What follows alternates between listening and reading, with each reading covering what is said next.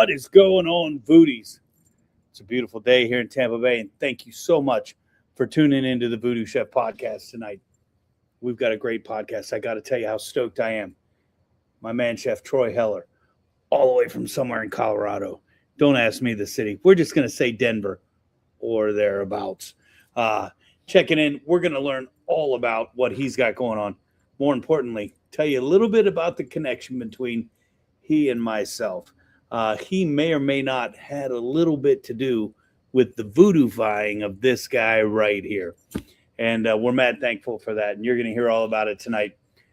But before we do, if you're checking in right now, remember, let us know where you're checking in from. More importantly, what you're drinking tonight. I can eat a whole pizza in 2 minutes, says Voodoo Fandom. And we all know what they're referring to. They're referring to how I got my ass kicked in a pizza eating contest by Miss Faith Lee. Miss Faith Lee kicked my ass in a pizza eating competition a couple weeks ago. And I don't think I'm ever going to live that down. But that's okay. And a big shout out to Domino's Pizza for hooking us up with those amazing pizzas.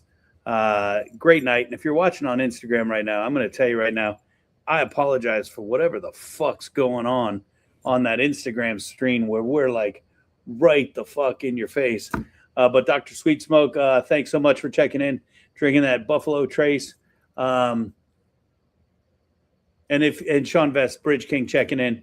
If you're on that gram page and you're tired of looking at that tight shot, jump over to Facebook, jump over to YouTube. But no matter what, wherever you're at, make sure you like, you follow, and you ring the bell, and make sure and leave those comments. That's how we get to do this again and again and again every Tuesday night from right here in the best place in the world, Tampa, Florida. All right, we're going to do a flashback. We're going to talk about all the lovely goodness that took place over the past week. And if you follow, you're going to know that I was hanging out at this lovely event called Tampa Bay Oyster Fest. Now, you got to know, first and foremost, Tampa Bay Oyster Fest, it's 100% in support of Frameworks of Tampa Bay. They work with emotional intelligence. And what that means is, we all heard of IQ. Emotional intelligence, they call it EQ. It's teaching you how to deal and cope with situations, feelings, things that you might have in a new environment, just teaching you how to deal and cope so you can become productive member of whatever organization group you're in. And ultimately, they do this with pre-K all the way through high school, and make it so you can go out into the big bad world and be able to get along. Really, we probably, you Gen Xers, if you're like me, you're out there saying, I don't understand millennials. And what I mean by that is I fucking hate millennials. Well, that's fine and dandy. Gen Z, and we got the next group coming right behind them. It's becoming tougher and tougher, and mental health is a real big deal. And they're teaching how to deal with those situations that might put you in those environments where you are not comfortable, and you're going to find yourself just losing out, missing out, or becoming a recluse. That's what they're there for. Big shout out to them for doing what they do. Find their webpage, find their sites, and hit them up. Fat Rabbit, my man Chef Cole checking in. Cole's going to be on the podcast in a couple weeks. Make sure we look out for him. And of course, VooDoo Burger Bash coming back May 16th. Fat Rabbit's already signed up. Since day one. They've been there. And you know what? They're coming back. Super, super stoked. Cole's a badass chef. Get up to their new Tampa location. They might call that Wesley Chapel. I don't know what the fuck they call it. I call it out there in New Tampa. And their Sarasota location. Remember, it's upstairs. They got their own elevator. Don't bitch about it. Get there. All right, let's talk about Oyster Fest, because it was an amazing day. They asked me to come out. They asked me to do a guest bartender gimmick. I'm okay with that. Well, no, I love to drink. What's so hard about making a couple cocktails? Nothing. Lori Heller checking in from Windsor, Colorado. drinking ranch water and tequila, Casadores tequila. Yummy, yummy, yummy. All right, so let's check out some of the shots from Oyster Fest. So if you follow VooDoo Chef, you know my what I call my insurance job. I run the culinary program over at Irwin Technical College, and this right here is the principal of Irwin Technical College and her husband, and of course our main man Spider. We're out there at Oyster Fest and Irwin Technical College. We did a lot of the prep work for Oyster Fest. They sent us all the food. We made clam chowder. We did compound butters. We got their boils ready. We got them ready to rock and roll. Ladies and gentlemen, hold your horses.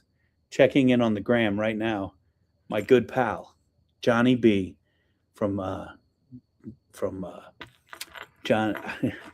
I want to say 102.5 so bad, but Johnny B is more than 102.5. He made 102.5.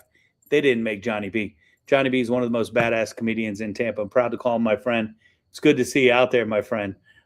We got to connect real soon. Maybe have some lunch or something, brother. It's good to see you out there.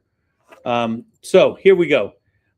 Principal Irwin Tech. We made a lot of the food, did a lot of the prep for the event, and you know, if you know anything about chefs, we kind of work in the back of the house because we really don't want to front face with people.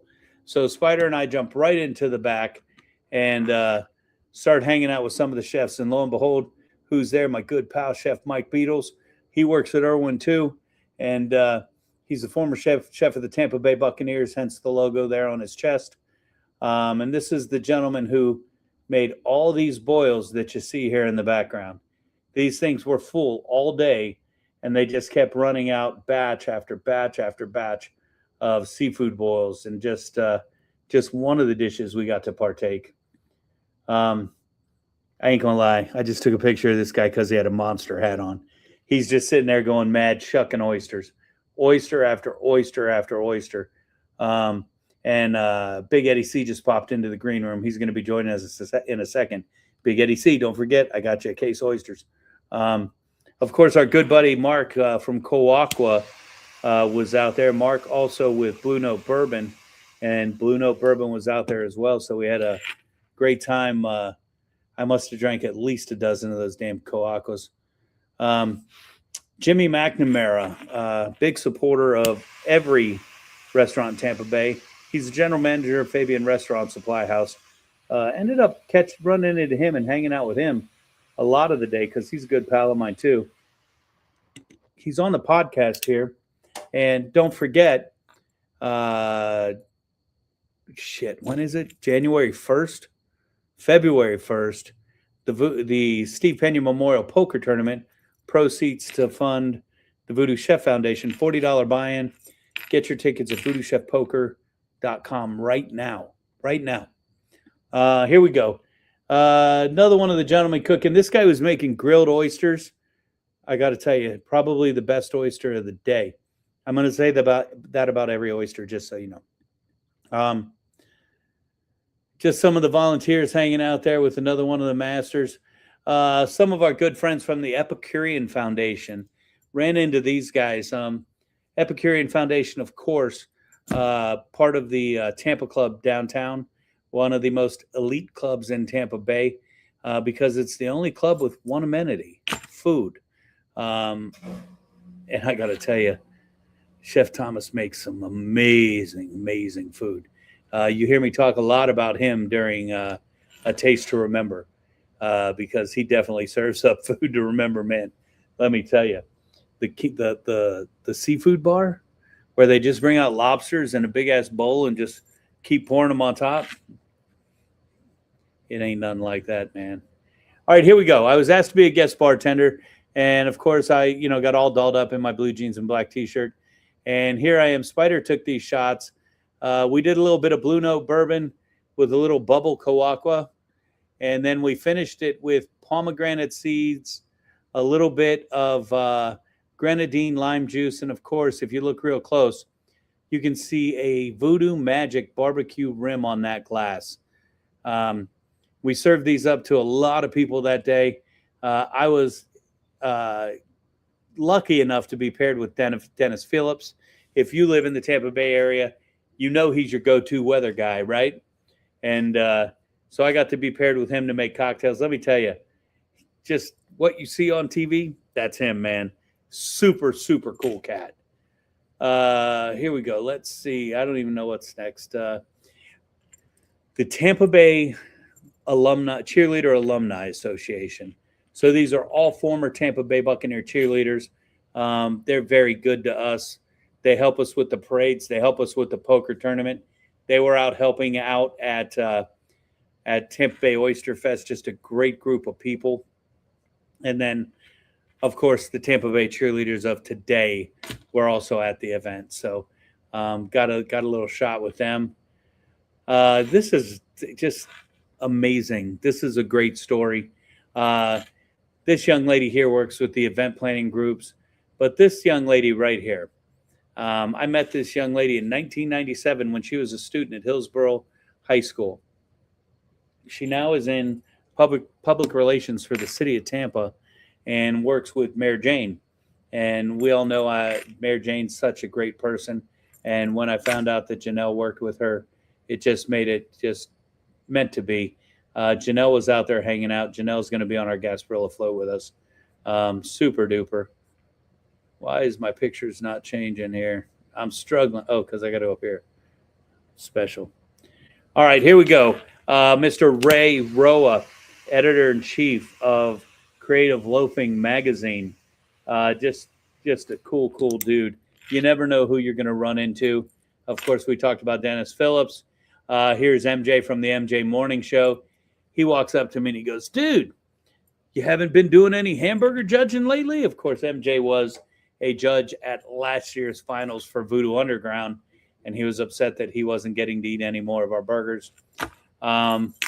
Dennis Phillips drinking one of my signature cocktails, and then, of course, giving a mad shout-out to that VooDoo Magic. Look at them mad long lines, and MJ sitting in the back. He didn't cut. William Floyd from the San Francisco 49ers enjoying the VooDoo Chef cocktail. He, too, will be on our Gasparilla float this year. Oh, we're getting to the food. A little shrimp po' boy from Eric Weinstein, former chef of Zoodar's downtown. And here they come. This is one of those lovely grilled oysters, actually, two of them. I know I can count. No need to be smart asses. Again, compound butter, 6-cheese blend, bacon. They put them on the smoker. If you watched last year, you saw me making these with them. Just an amazing one bite. And here's the raw oysters, what everybody's looking for. Let me tell you, people are lined up. They had steamed oysters. They just come out and throw them on tables. It was kind of crazy the way people were eating oysters. And, of course, there's the final shot. The Blue Note bourbon, of course, the official bourbon of the VooDoo Chef. But that's how we spent the week. We were doing a lot of prep for him and then getting out there and getting after it, helping him at the event, and then, of course, guest bartending and doing what we do. But look forward to bigger and better weeks. Upcoming events off the chart. This Friday, we'll be doing the Billy Floyd podcast, Kitchen Killers. I'll be driving over to Orlando. So, if you want to check that out, it'll be streamed on the VooDoo Chef websites as well. So make sure you check that out. I will be judging his Meatloaf Mayhem competition. I don't know what the fuck I'm doing. Meat and meatloaf. Ain't nothing wrong with that. And then next weekend, Children's Gasparilla Parade. I don't know what float we are. We'll find out. But look for all the VooDoo families out there on the float. And, of course, we'll be celebrating high school culinary students from across Tampa Bay and letting them do their thing and have a good time.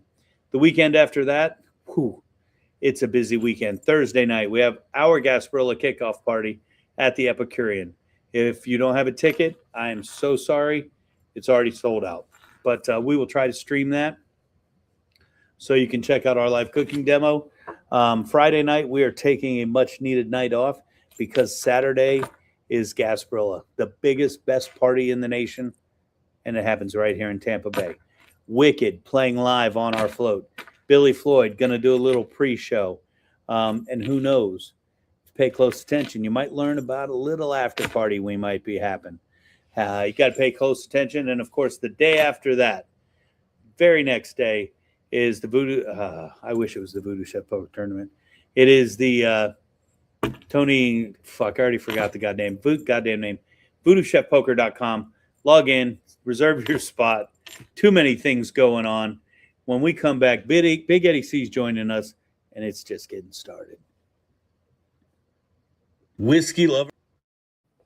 Whiskey lovers know how critical temperature variations are to aging whiskey. Blue Note Bourbon is crafted in Memphis, Tennessee, where it is aged in their warehouses located just east of the Mississippi River. And based on its fruity vanilla flavor with smooth oak finish, the unique microclimate of the region with high humidity and steady temperature adds up to create the perfect place for aging. Head down to the Crossroads and jump into a juke joint and enjoy every bluesy note of the official bourbon of the VooDoo Chef, Blue Note Bourbon.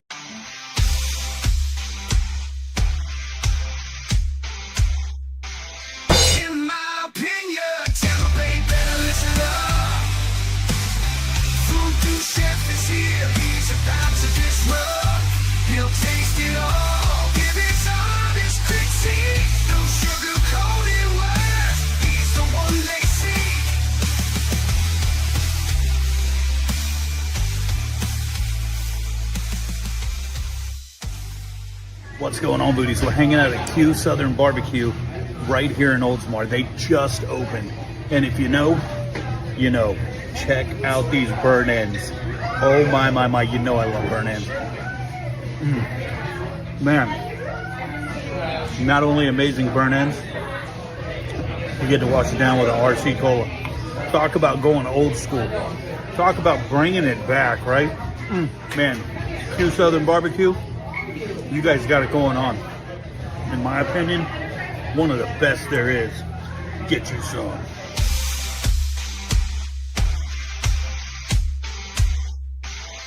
In my opinion. Big Eddie C, what's going on, my brother?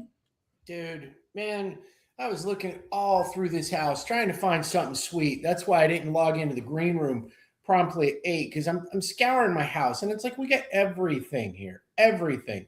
But what we didn't have, something sweet. So you know what I fucking ended up with? I'm going to show everybody this piece of shit, okay? This is like some fucking apricot biscotti I think I got for Christmas. I mean, it's basically, it's like a fucking sweet crouton. It's meant to be dunked in coffee, but because I was so damn desperate, here I am eating this. Big Eddie, see, you're going to get super mad then when I tell you my little girl made Biscoff cookies today. Man, fuck your face. She made Biscoff cookies with cookie butter and oh man. Oh my God. St. Marie's like, why are you eating those? You know you got the podcast tonight. You're gonna fall asleep. And it's like, when the fuck did we become old, bro? Yeah, well, I mean, I've been waking up with a low grade ache for so long. I can't remember the last time I didn't. So it is what it is. But I mean, like today at school, like, okay, my body's falling apart, but my mind is fine. Because even when I was young, I didn't spend a whole class talking about which Marvel superhero was better. And one of them says, at the point I finally had to say something is when he says, man, Thor ain't shit without his hammer. I was like, guys, admit it. Nobody over the age of 11 should be admitting they love that stuff. And here you are wasting your time talking about this. It's like I felt my IQ slide like 24 points. Dude, how did they find time to take away from their Dungeons and Dragons game to fucking talk about that shit? I don't know. These Dungeons and Dragons, you had to be kind of creative, which is why I never did it. It drove me fucking nuts. My friends, when I was younger, tried to get me into it. I'm like, nah, fuck that. I'd rather stay home and try to play Ingve Malmsteen. So yeah, my wife asked me, did you play Dungeons and Dragons? If I told you what my response was, we'd be canceled. We got Liz Ip checking in. I haven't talked to you in a long time. I don't know what you're questioning, but I'd be happy to know. It's nice to have you in the room, and I'd love to see you and hang out. All good things happening where we are, just so you know. Big Eddie C, man. Lots of stuff going on. We had a meeting last week about the upcoming festivities, and I got to tell you, I'm super excited. Super, super excited.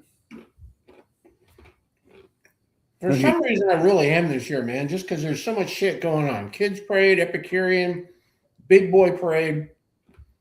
Poker tournament. That too. Oh, man, I'm going to have to take a week off. Yep. You have to take a break from a break. Oh, yeah. Homie, I got to tell you, you said my mind is in good stead, my body's broken. And Liz Ann says, I'm questioning that. She's questioning that your mind was normal. Well, we all know it's not, Liz Ann.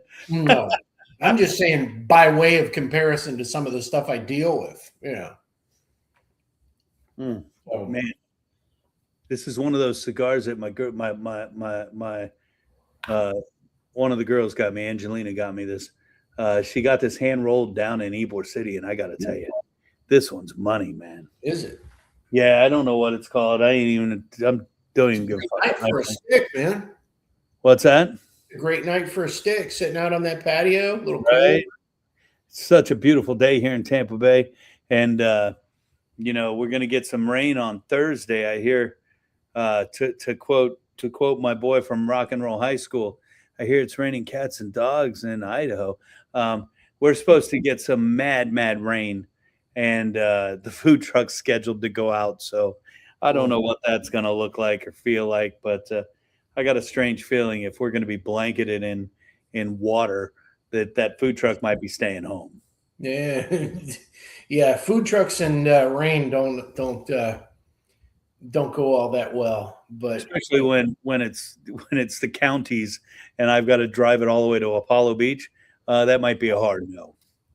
Yeah, that's no, just we might be postponing a week, but it's all good in the hood, man. Big Eddie C, we talked to our boys Wicked a couple weeks ago. Maybe it was last week. I don't even know.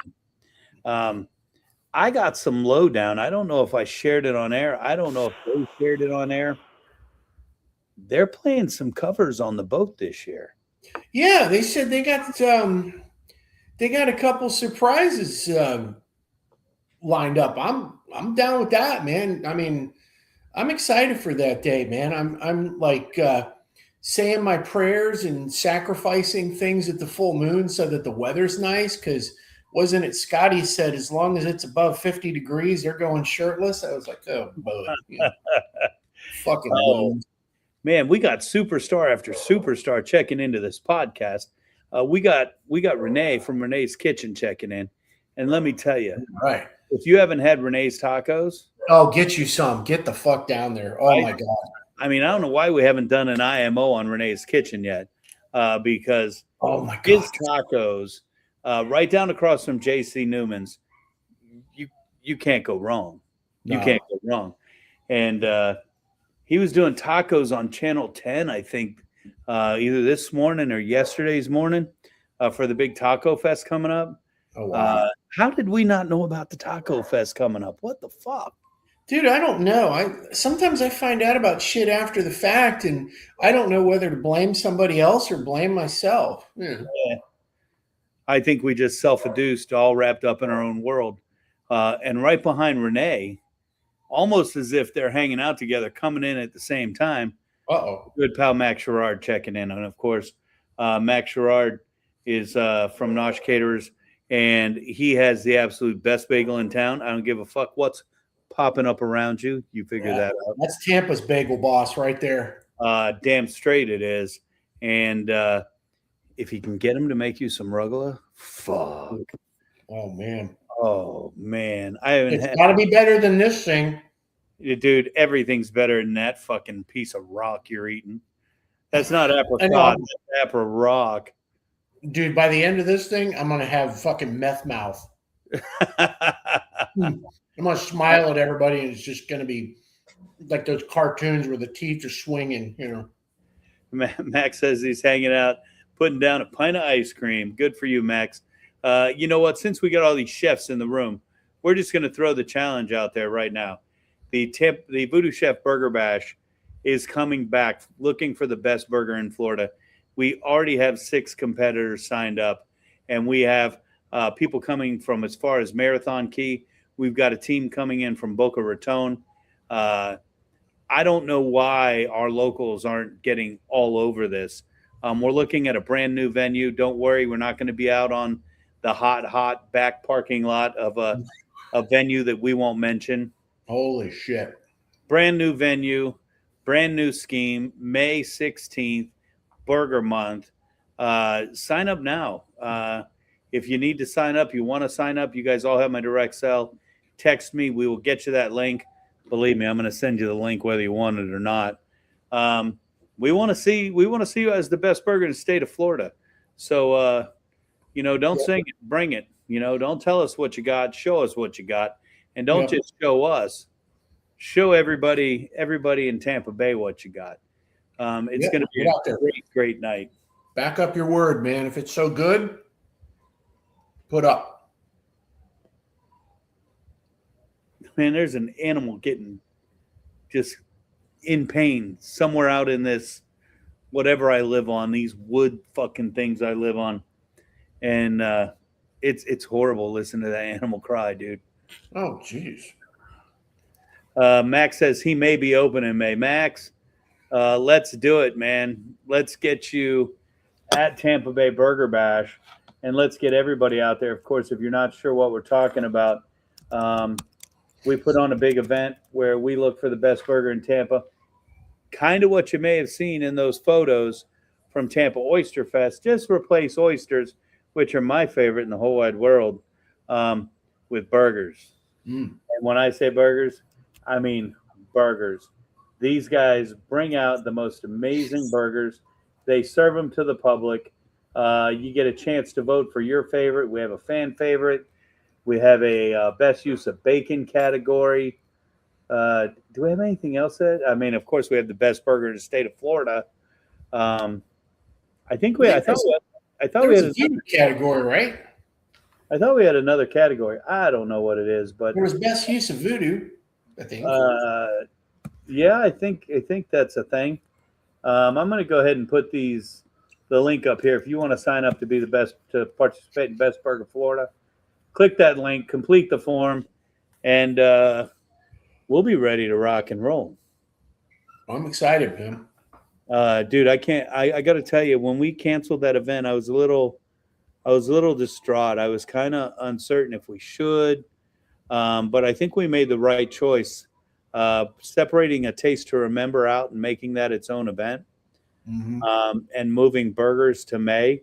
And of course, Best Burger in Florida, the VooDoo Chef Burger Bash, is presented by Eurobake, our good friend Carlos Villanueva, and everything they do out there to make this event happen. We can't thank you enough. Great event. All of it's a great time, man. I mean, when don't we have a great time? Right? Anybody that's like on the fence, well, guess what? Sit on the fence too long and you get one of the gates up your ass. Come and see us, man. Hey, you want to know what it's like to hang out at a VooDoo Chef event? Check out this recap from our golf tournament. Man, we had a blast.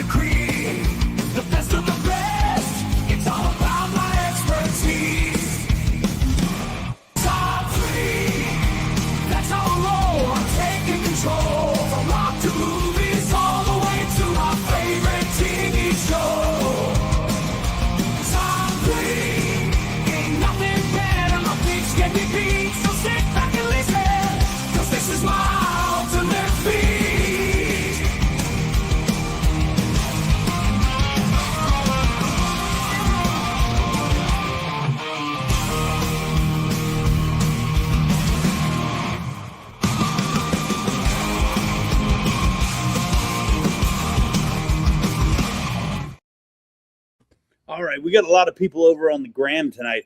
I'm going to try to keep up with that chat room as I am the chat room here on our main screen. Tonight's top three, of course, VooDoo Chef podcast presented by Blue Note Bourbon, the official bourbon of the VooDoo Chef. And if you haven't had it, make sure you get some. IMO, it's the best sipping bourbon out there. I was drinking, not for a long time, but Spider was drinking this weekend some 125.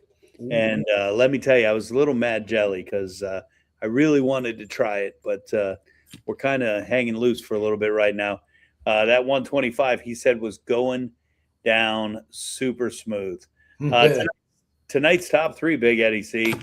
Top three chip or candy aisle snacks. Yeah. Right? What 1980s kid doesn't remember these snacks here? And those were food groups all their own. You don't have, right?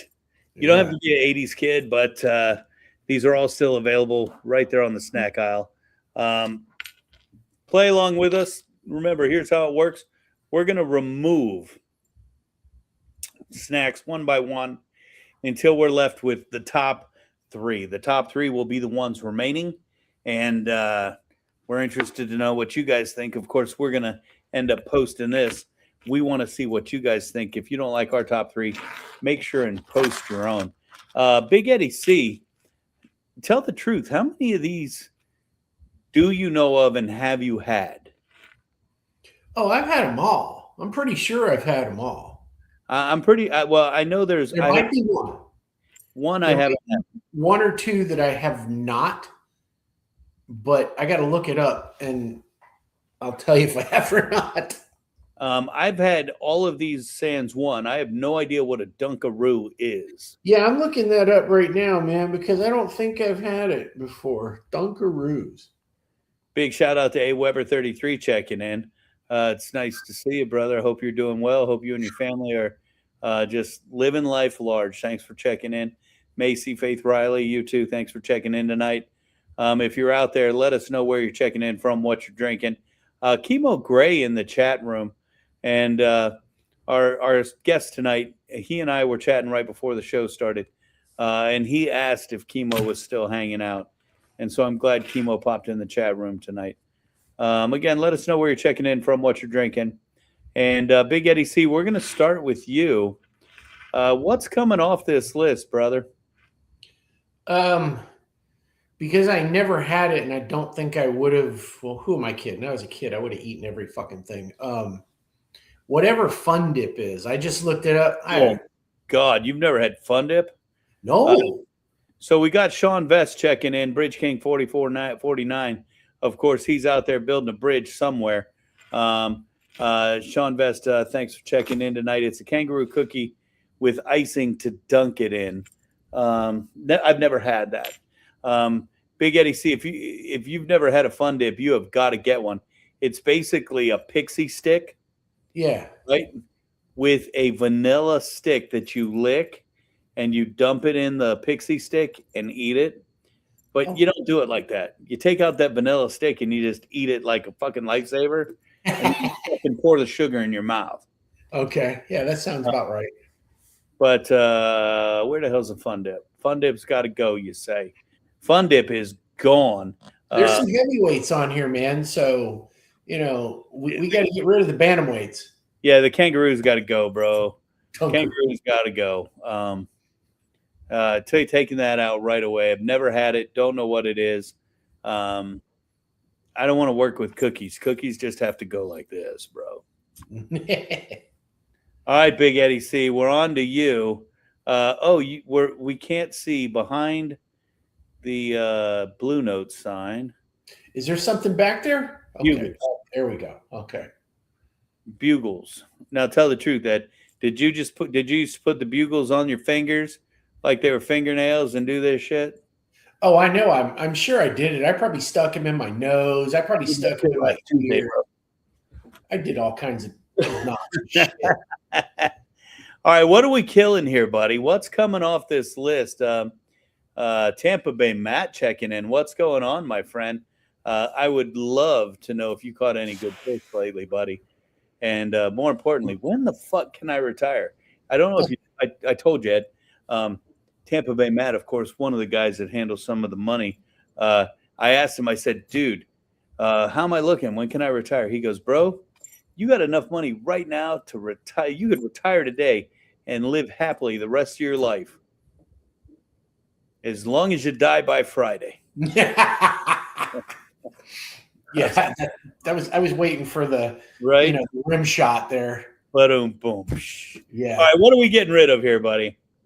Okay. I going back and forth on a couple of these, but one that just never really did it for me, probably because even though mentally I'm still like 9, my body's not.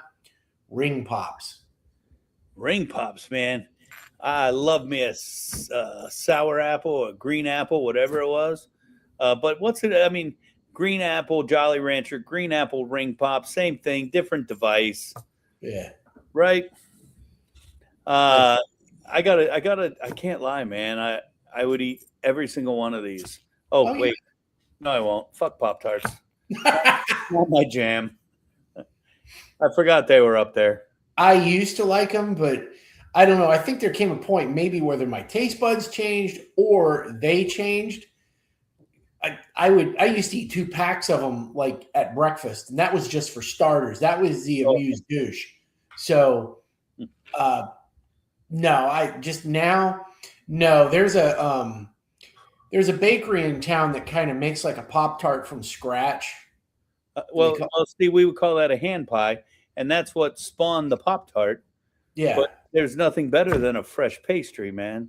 Yeah. I mean, they make a Pop Tizzle with different fillings every week, and it's really good. That reminds me of just how kind of gross Pop-Tarts were. And, well, there, buddy. Where's the bakery? Which one? Oh, that's Jameson B up on Nebraska and 7th. At the dojo or at the big one? The dojo. Oh man, dude, that's like 2 blocks from our baking program. Yeah, everything there is just generally fucking fantastic, man. The breads, the desserts, baking program tomorrow. You know what I'm saying? Yeah, they just everything they make. I've never had a bad thing. It's just fucking fantastic. Just really I'm gonna have to get over there, man. Yeah. So. All right. Let's before Troy signs out and goes back to doing real things in life. Tell me what we're getting rid of, and we got to tell. Sean Best says he's in Perryville, Missouri, freezing his ass off. And Sean, let us know what you think needs to be taken off this list, and we'll give you a shot up here. Big Eddie C, what's going away? I got to get rid of fruit roll-ups, man. Those things just, I don't know. I had them and went, I could be having so much else. If I'm going to eat like low rent trash food, this ain't it. Oh man, I like that low rent trash food, Bo. We had the fruit roll up competition in the house here the other day. Oh, I don't remember if I won, but I'm going to tell you I did. Yeah. All right, so let's take I got to tell you again. Every single one of these I would eat. So now we're at a point where it's like, what do I want less than others? Chili cheese Fritos coming off the list based on Bridge King's suggestion. And I'm right behind them. And I'm getting rid of reggae potato chips, man. Yeah, if you give me a flavor, maybe, but just regular plain ass Lays, I don't know. I always feel like I'm missing out. I got to tell you, IMO, after you have, it's like fresh cut French fries. You don't want to go back to a frozen fry. No. We make our own chips every day at the restaurant at the school. I mean, we make them fresh every day. Wow. I don't want to go back to a bag chip ever. Yeah, it's just hard, dude. It's really hard. And then if you've had Poppy's fresh ass chips. Oh my God, dude. Fresh ass chips are the jam. Yeah. With his salsa. Fuck. Yeah. Poppy, where are you, bro? Where are you? All right, Big Eddie C. we got a lot of stuff up here today. And before I forget, a big shout out to our missing Patrick Artz. Make sure you throw him some love. Yesterday was his birthday. And just so everybody knows, if you know my main man, EFA, everyone's favorite Artz, he started playing rugby. And rugby practice is on Tuesday nights. Oh, nice. So, just super excited for Patrick and Lucas to be out there on the rugby field. So big shout out to Pat and happy birthday, man. All right, cool. Eddie C, here we go. Talk to us. Let's start knocking this down. Okay. I'm going to have to say nerds. Those things just fuck them. So we were talking about this today. My kid hates nerds. But now they have the nerds clusters. Ooh. And they're always in my house. Oh, my God. It's God. like a little boba gummy that's wrapped in nerds. And I ate a whole fucking bag of that shit the other day. Fuck. Oh, God. All right. Combos got to go. Got to go. Too dry. Yeah, I feel like they weren't this dry years ago. There was like more filling and it kind of balanced out. Now it's just you're getting a tiny little dollop of whatever it is, pizza or cheese or whatever, and then the whole thing, the rest of it's pretzel. And it's like, no, fuck pretzel, We got Chemo coming in saying, Sean King, you screwed up. Chili cheese Fritos are the king of Fritos. I'm a chili cheese Frito fan myself, Chemo. Yeah. Chemo, what's got to come off the list? You and I have shared many of these snacks here. Of course, Chemo and I go way back. Big Eddie C, did you pick one or where are we at? I don't even fucking know. Yeah, I did. I got rid of the nerds. Oh, the nerds. Oh, shit. So it's back to me. See, yeah. I like Rago. You know what? I think looking at this list, I got to get rid of. Oh, nope. I'm going to get rid of the taco Doritos. Oh, man. You're hurting my heart here. There's nothing like the OG to me, man. And I know they are the OG, not the nacho. Yeah, the taco was around before the nacho cheese. Right. The taco is the OG, but the nacho cheese for me, man. You remember when they had a plain Dorito? Where? When I was a little kid, the first flavor of those was just like plain. It was just a regular old corn chip. And then, they rolled out taco and then nacho cheese and then Cool Ranch. And then the plain original ones, I think they said, fuck it with those and just started making Tostitos. Bro, you know what I had the other day? What's that? I had the, who's that guy that works for the government that talks with the old scratchy boys and taking all the color out of food? Oh, fucking RFK? Yeah, I had RFK Doritos, man. Oh, the ones with no dyes? Wow. Yeah, bro. It just didn't feel right. I got to tell you. It's weird, man. It's like there's something going on that if it just looks, plain Jane McClain, it's not going to taste as good. I like being a fat piece of shit fucking American. Yeah. All right. Chemo says Pixie Sticks have got to go. And, I'm a huge fan of Pixie Sticks, the old jingle jangle. Oh, shit. I did something wrong. Pixie Sticks are off the board. I don't know whose go it is. Your go, Eddie C. Did think any of that is food? So that's Lori checking in. Lori, are you talking about the Swiss rolls, which I lived off of in the 6th grade? Yeah. I'll give it to you. Are you talking about the Hostess cupcakes, which is my wife's probably 5th food group, 6th food group? Yeah. Okay, I'll give it to you. They're gone, Lori. That easy. Yeah. Big Eddie C, we're brass tacking it here, man. We're getting close. You could have kept it where you were. I was going to come back to it, and I can't avoid it any longer. I got to get rid of the Bugles because it's on there twice. But because they're one of the few things that's the only thing that's been on that board that actually made me puke that I ate too much of. Nothing else. Dude. Nothing else ever made me blow chunks. I love Bugles, but I'll give it to you. They got to go. and you see me already doing my thing here, just because. Getting I got to tell you, Pringles got to go before the popcorn, but I'm kind of digging this here, Eddie C. What do you think? Yeah, I'm with that. Yeah, so we get rid of that. Second prize is your stud of steak knives. Buy popcorn. There we go, man. That's our top 3 candy aisle snack foods. We'd All love the to know what you think. Chemo says you should call the bugles chuckles. Yeah, they were chunkles because I was blowing chunks of it. Oh my God. The fun never ends. The fun never, ever ends. All right, man. I'm sitting here just reminiscing in my head because, we got Chemo in the chat room and our special guest tonight, Troy Heller. Of course, Troy out there in Colorado just kicking ass, taking names. More importantly, played a huge part in so many chefs and cooks' lives here in Tampa Bay. And we got to thank him for that. And when we come back, we're going to get a chance to do that.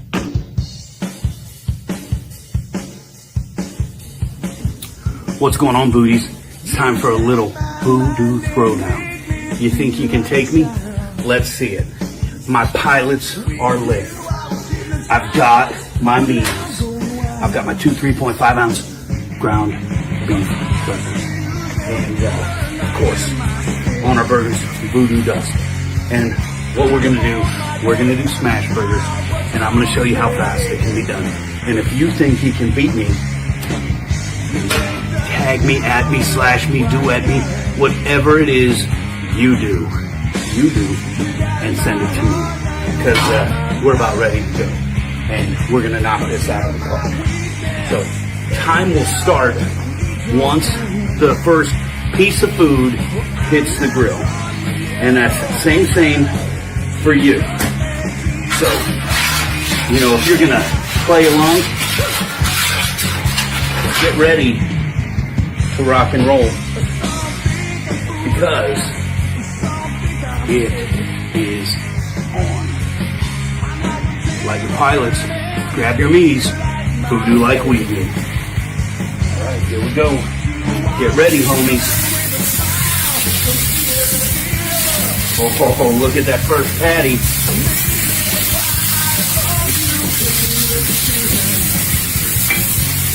Don't forget to season that bad boy. What? All right. Bun ready to come off. Lettuce on the bottom of the bun. Top bun, get ready to hold. Guys, it is coming. We're almost ready to flip this bad boy. Look at that. Now, smash burger, no cheating. Cooked all the way through, still juicy. No crispy edges. Gotta be cooked, gotta be moist. Still double hand drip. All right, rocking and rolling. Your patties better look as good as mine, homies. Season both sides, no cheating. No cheating. My friend Doc Barbecue says, if you ain't cheating, you ain't trying. No cheating. Here we go. Onions. Tomato. Oh, these yummy pickles. I love pickles.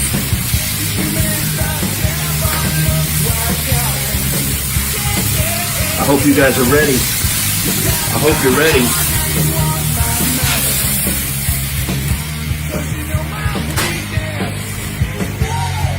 Fight me.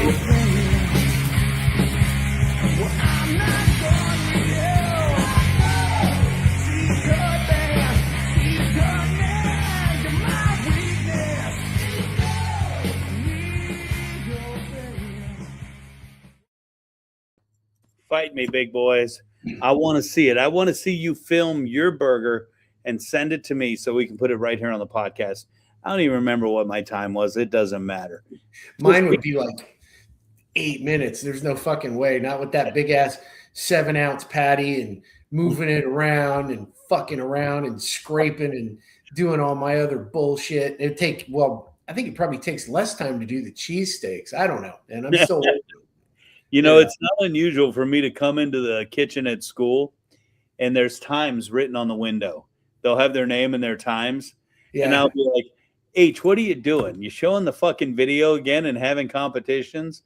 And of course, they all just want to beat my time. I don't care. As long as they're making the burger right, that's all that matters. You got to get the proper smash. You got to make sure that you're flipping at the right time. It's got to be cooked all the way through, but still be juicy. And it's not an easy task to pull it off right. A lot of times we cut into their burgers and they're still fucking raw. I'm like, how the fuck is your smash burger raw, dude? What the fuck? It's like, wafer thin. So.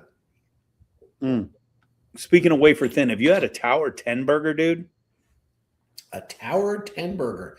I have not. Tell me more. Dude, just hunt them down, find out where they're going to be, and go there. I was going to Nona's Slice House one night to pick up a pie. And when I say a pie, I mean 2 pies. Because we got to get a New York and we got to get a Detroit. We got to get one of each, man. And we generally will eat the Detroit for dinner, and then I'll eat the New York for breakfast. But we're on our way to Tower 10 to Nona's one night, and Tower 10 is set up right on the main drag of Safety Harbor. I made Marie U-turn and pull in. I sat outside Tower 10 Burgers and ate a Tower 10 burger before we picked up Nona's and went home for dinner. You did a bang, 2 meals back to back. Hell yeah. Oh, I did, bro. I was hurting so bad. But I was feeling so good.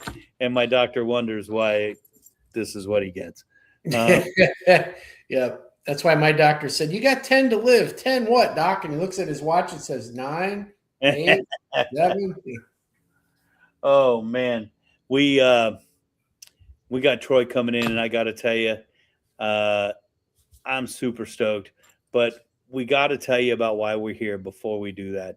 You guys all know about the VooDoo Chef Foundation. If you don't, log on to VooDooChefFoundation.com. Find out why we do what we do. We love coming in here, hanging out, having a good time, but we do it for a purpose. Everything we do is to raise money to help send kids to culinary school. So, take a look at what we're doing, who we're helping.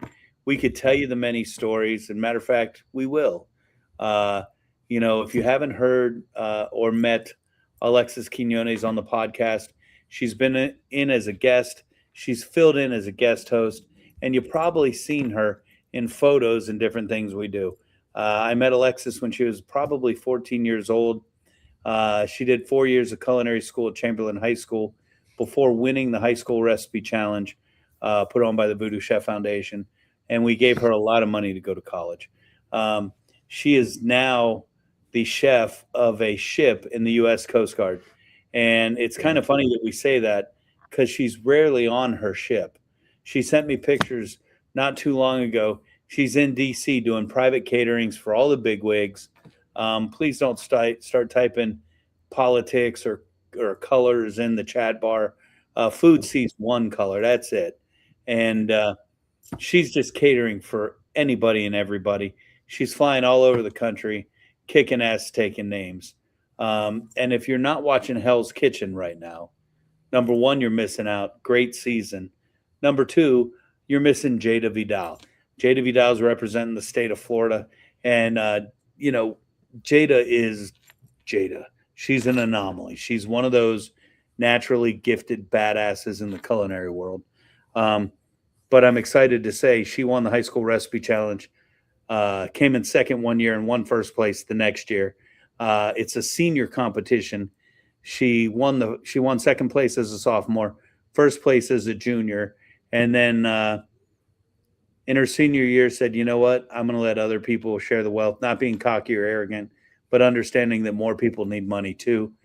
So we gave her a nice little chunk of change to go to college, and she's on Hell's Kitchen. And I got to tell you, she made the final 3. Wow. Hoping she wins. We'll find out this Thursday. She's in a new place here in Tampa too.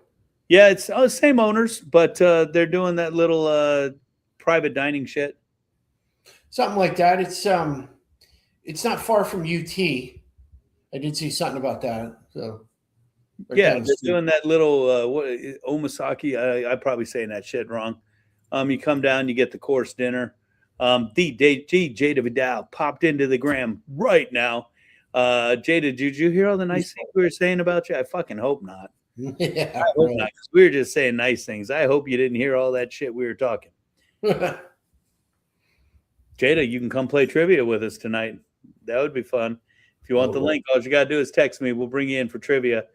Trivia is in 30 minutes. And if you want to play trivia with us, we'll put the links up here and plenty of time for you to play. Most importantly, we got to pay the bills. But in 30 seconds, our good friend Troy Heller. Whiskey lovers know how critical temperature variations are to aging whiskey. Blue Note Bourbon is crafted. I don't know what I did. We'll try again. Whiskey lovers know how critical temperature variations are to aging whiskey. Blue Note Bourbon is crafted in Memphis, Tennessee, where it is aged in their warehouses located just east of the Mississippi River. And based on its fruity vanilla flavor with smooth oak finish, the unique microclimate of the region with high humidity and steady temperature adds up to create the perfect place for aging. Head down to the Crossroads and jump into a juke joint and enjoy every bluesy note of the official bourbon of the VooDoo Chef, Blue Note Bourbon. Ladies and gentlemen, my good friend, Mr. Troy Heller. Troy, what's going on, buddy? Oh, you're on mute. Let me see. You got to do it. Hit your space bar.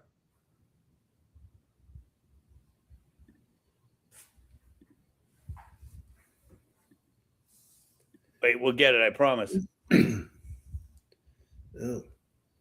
Click the microphone. Oh, Mayday.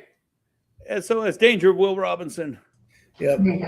There we go. Jesus Christ, my bad. Dude, what's up? Technology's a motherfucker, dude. What's up, buddy? I'm a moron. Sorry. Wait, no, you just think that because you and I have been told that so many times by our common mentor. Yes. But luckily, my trusty assistant's here to rescue me. Thank you. I saw that. Your gal Friday came popping in there to get rid of that little mute icon. Yes, she is a multitasker. Wow. Dude, how have you been, man? It's been like 30 years, right? Yeah, something like that. Wow. I've been great. Life is good. You know, I know Castaway time frame. I believe when you went to Colorado, at some point you were F&B of that big-ass hotel that The Shining was filmed at? Yeah, the Stanley Hotel. That's why I left New Orleans to go to the Stanley Hotel. Oh, wow. My God. Dude, let's go all the way back. Give us your Tampa history, brother, because you're born and raised, right? Well, I was actually born in Colorado, but my mother shipped me off to Florida to live with my father, who was a disabled veteran, because I became a little bit of an unruly teenager. And so she shipped me from Colorado to Clearwater, Florida, and that's where I grew up. And one day, when I was a teenager, they couldn't feed me anymore, and my dad walked me down to a fried chicken restaurant called Famous Recipe Fried Chicken, and had me get a job. And so I got a job at a fried chicken restaurant, and two things: no longer starving. And I had a little bit of cash. So it was kind of cool. Hey, Troy, was it famous? I don't know. All I know is, like, I ate the shit out of fried chicken. And every time I get asked what my favorite food is, it's still fried chicken to this day. But, like, I think I was a walking, talking piece of fried chicken for a little while. But then after that, I went. I got hired to fry chicken for $2.35 an hour, and wow. That was a shitload of money in my little world at that point. But at some point, somebody told me that, hey, you could be a dishwasher at the Dockside Broiler by the Clearwater Airport. Yes, sir. For $3.50 an hour, and I was like, hell yes. Sign me up. Yeah.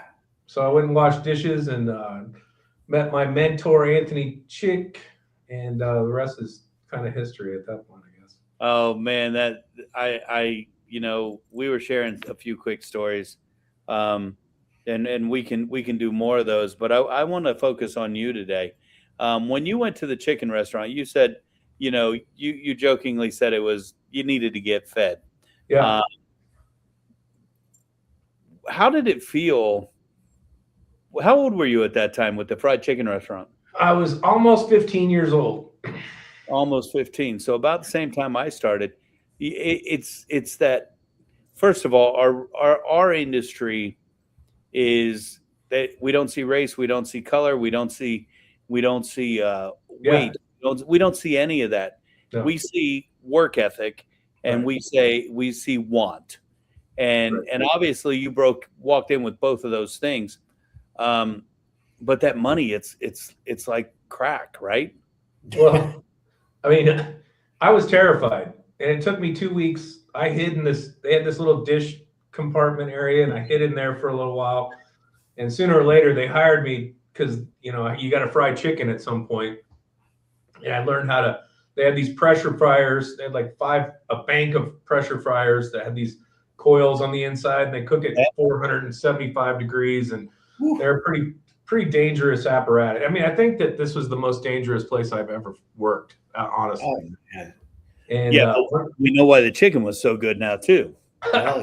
Well, the first thing you learn how to do is clean out the coils of the chicken fryer with this long brush, and you stroke around the inside of this thing. The coils are about this far off the inside, and you got to get the chunks out of there so that they don't burn and the chicken tastes like shit.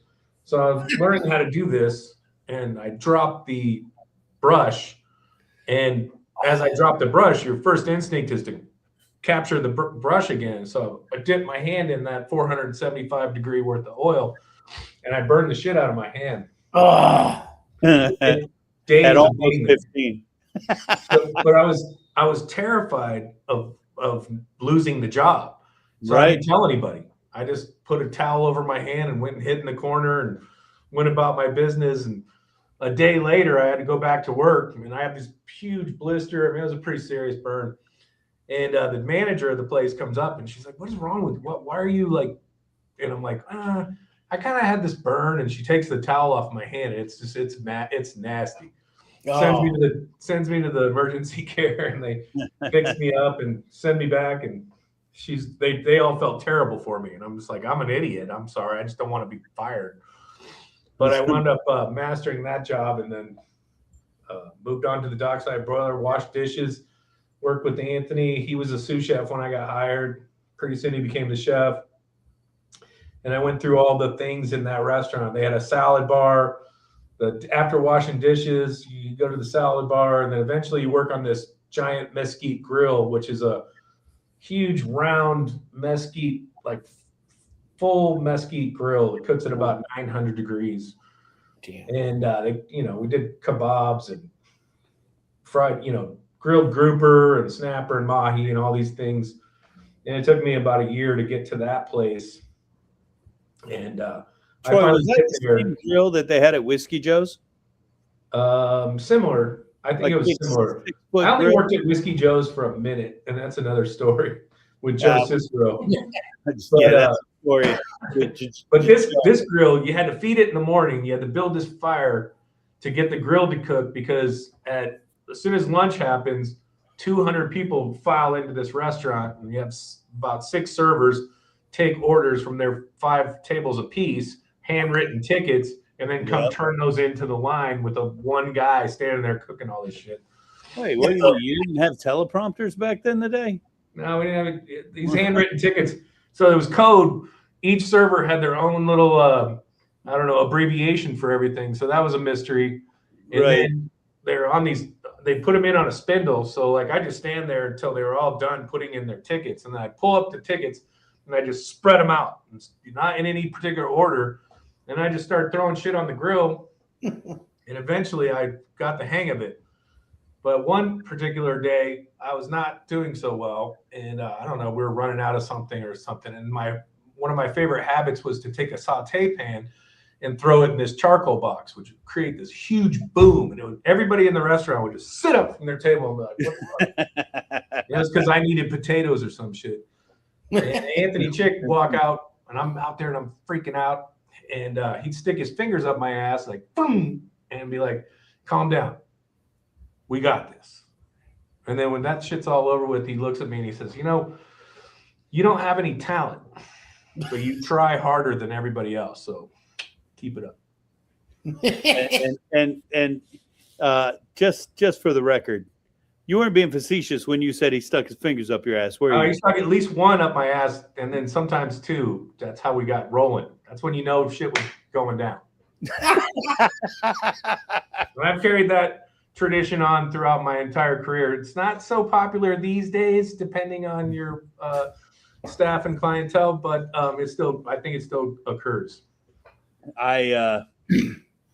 Oh man, I absolutely love that guy. You know that. So Dockside Broiler, big lunch crowd, and we got to give a shout out Chef Jorge Marquez checking in.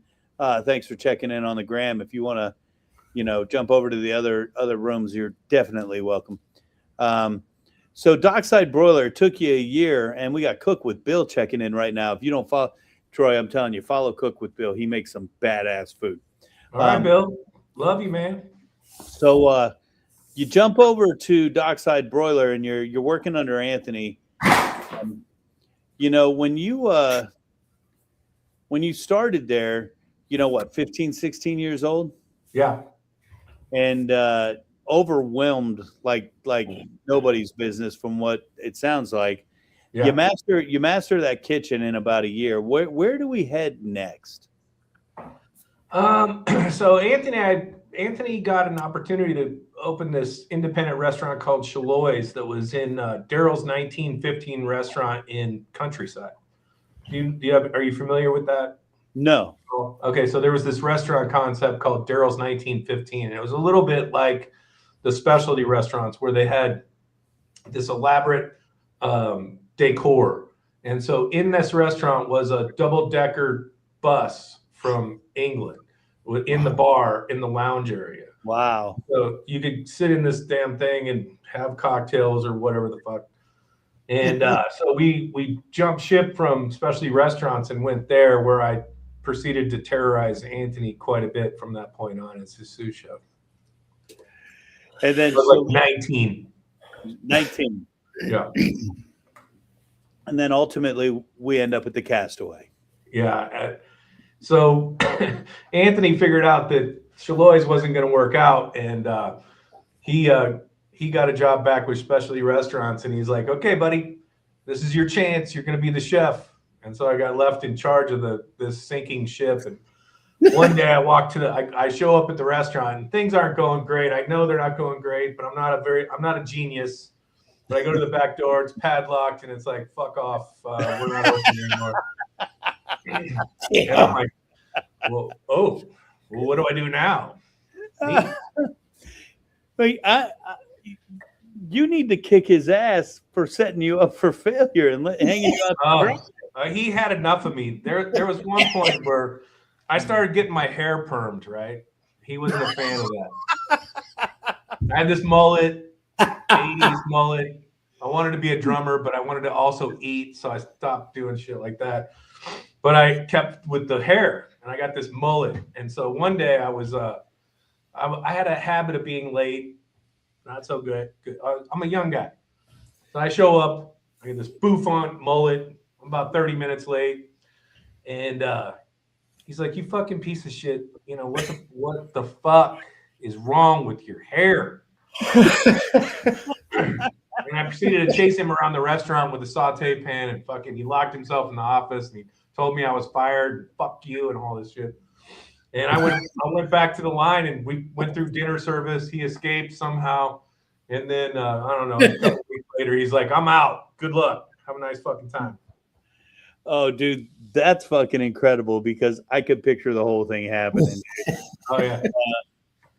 It was pretty epic. I mean, I feel bad. He's still to this day my hero. I mean, he brought me from being this fucking starving kid, taught me how to cook, taught me how to, tried to teach me how to act, didn't succeed. It took me a long time to figure that out. But, and eventually I worked at the Sheraton Sand Key and TGI Fridays in between there and the Castaway. And the crazy thing about TGI Fridays, whenever I tell somebody that worked at TGI Fridays, they're like, what the fuck? I was like, well, at the time, this is in like, I don't know, 1988 or 89. I don't know. They made everything in that restaurant fresh. They cut all their own fries. Every fucking thing. And so when they hired me, I thought I was a sous chef. I thought I was a chef, right? And they were like, whatever. Have you ever done 3,000 covers in a fucking 2 days or whatever? And I'm just like, I don't think so, but whatever. And so they hired me to prep food. And so I show up at this place to prep food, and I'm making 55-gallon trash cans of fucking French fries and then par frying them and putting them on 4 feed racks into the fucking walk-in. That was my job. It was wild. It was one of the wildest places I ever worked. I couldn't believe it. And then one night, towards the end of my career there, which lasted about 3 months, their fry cook didn't show up. And they came back to me and they're like, this guy, he cooked. Hey, do you want to come cook on the fry line here at TGI Fridays? And I was like, it's my only night off. I don't have to go to the hotel. What's in it for me? So they're like, we'll give you $150. And I'm like, I'm in. Cool. Done. So I prepped all day and I go onto the line at TGI Fridays. And these line cooks, they had this weird system of the line cooks would show up like every 2 hours, another guy would show up, and then they would work 4 hours and float out of there. And I'm just like watching this shit go on. And I went through one of the most hellish nights I've ever spent in any restaurant frying food at TGI Fridays. It was absolutely crazy. And I knew that was not for me for sure. But at the end of the night, all these line cooks are disappearing. And I'm like, what the fuck's going on? They're like, well, you get to clean up. And I'm like, for $150? And they were like, yeah. I go, I need my $150 right now. And they're like, no. I'm like, yes. And so they gave me my $150, and I was like, peace, I'm out of here. Fuck this shit. Because it was a disaster. Oh my God. One of the few jobs I walked out on because it was crazy. But dude, everything you're talking about, I can paint the picture in my head, as most people probably could. Yes, Sean Vest, the same Chef Anthony, who's corporate chef of Green Iguana, who you know, Sean. And that's the beauty of what we're talking about. You know, when we talk about, you know, we can go all the way back and talk about lineage and talk about Reme Escoffier and all those pieces of the puzzle that we teach every day. But, you know, every city, every different cuisine, every area has its own little trees. And you know, you and myself, we are on that same tree of Anthony, who tears up to Pritchard and so on and so forth. But, you know, Tom Pritchard, I'll tell you this, one of my other heroes, every single time that fucking guy walked into a restaurant, I was fucking something up tremendously. I mean, epically. One time at Castaways, I was doing brunch, and I got the convection ovens full of fucking bacon. And I don't know what else I was doing, but I was doing something else and didn't set the timer. And I smell smoke, and I'm like, oh, man. I go over and I open up the convection ovens, and totally burnt, like 8-9 trays of bacon. And here comes Tom Pritchard's walking through the kitchen. And he's like, what the fuck did you just do? I'm like, I burnt the bacon. Hey, chef. He goes, you're one of them guys. You're one of those guys. You fuck everything up. And he just wandered off. I haven't seen the guy in 6 months. In between there, I did some shit right. But you're leaving out the fact that the dude's like 6'4", 8,000 pounds, this, and intimidating as fuck when he walked in the kitchen. Okay, so at the Dockside Broiler, there's like Las Ventanas, Dockside Broiler, 94th Aero Squadron, right? Well, when the shift is done, everybody winds up at a bar called the Flying C or Flying A or Flying some fucking thing. I don't even know. But there's this bar. So I'm like 16 years old, and I get dragged into this bar. They're like, we'll get you beers. Don't worry. Just stay away from the fucking bar. Just go over here in the corner. And they buying pitchers of beer. And I'm just like, hey, fuck yeah.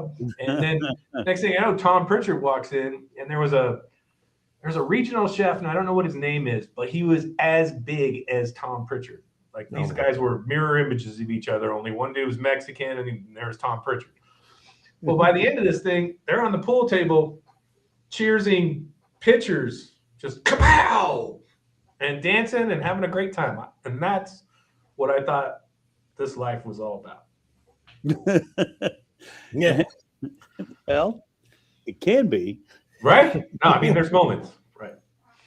So I met Tom twice. He walked into the kitchen at Crawdaddy one time when I was working, and he loved the two prep cooks that worked there that I was working with, Lawana and Sherry. I remember them to this day. And he walked in, and he just had a blast hanging out with those ladies. So I was like, fuck good, as long as you're ignoring my ass, because I'm afraid of you, dude. Yeah. Second time I met him, I saw him at a food show, and all I did, I simply walked up and thanked him for being to Anthony what Anthony is to me. And I think he respected that. And he was a superstar. I mean, I wish, looking back, I didn't know as a child cook, you don't know who you're interacting with, and you don't know, like, I should go ask this dude some questions and get some direction and whatnot. And I was just always terrified of him. One time I was cooking on the line at the dockside broiler, and I was scraping off. There was a little flat top out there that we sauteed on and did some other crap on, and I'm scraping it off with a spatula, and I took the spatula and I just scraped off the stuff into the trash can, on the trash can. Not knowing any better fucking hygiene, whatever. let me guess, he said, "You're that guy that fucks shit up." Yeah.